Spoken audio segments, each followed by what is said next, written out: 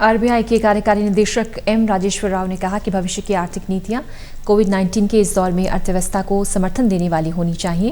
उन्होंने कहा कि इस बात पर निर्भर करेगा कि महामारी का प्रभाव क्या रहता है।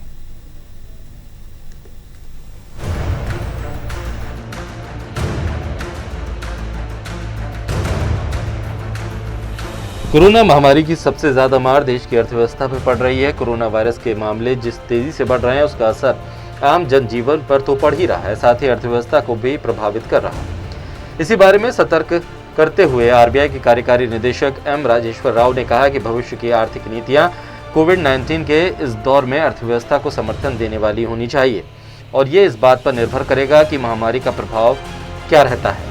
राव ने कहा कि विभिन्न उपायों के जरिए रिजर्व बैंक ने महामारी के दौरान बैंकिंग प्रणाली में 6.5 लाख करोड़ रुपए की तरलता डाली है। आगे चल के हमें ये देखना होगा कि विभिन्न क्षेत्रों में कारोबारी गतिविधियों पर इसका क्या असर पड़ता है। हमें जो स्थिति बन रही है उसे देखना होगा और उसी के अनुकूल नीतियों को संशोधित करना होगा। उन्होंने कहा कि रिजर्व बैंक की ओर से पहली प्रतिक्रिया ये सुनिश्चित करना होता है कि बाजारों का कामकाज जारी रहे और वित्तीय क्षेत्र की ऋण शोधन क्षमता बनी रहे। राव ने कहा कि इस बार स्वास्थ्य मुद्दे के समाधान की तत्कालिक प्राथमिकता पूरी होने के बाद दूसरा कदम मौजूदा कंपनियों का टिकना सुनिश्चित करने का होना चाहिए। उन्होंने कहा कि हमें इस दिशा में चरण दर चरण चलना होगा।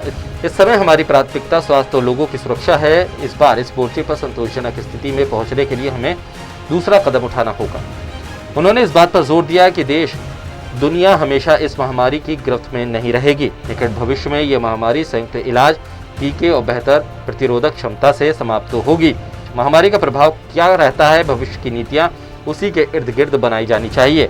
बहरहाल आरबीआई की इस सलाह को मानते हुए इसी दिशा में कदम उठाने चाहिए, क्योंकि हर 24 घंटे में रिकॉर्ड तोड़ मामले दर्ज हो रहे हैं और देखते ही देखते संक्रमितों का आंकड़ा 10 लाख के पार हो गया है। इसे नजरअंदाज करना किसी भी लिहाज से ठीक नहीं होगा। Special desk total news.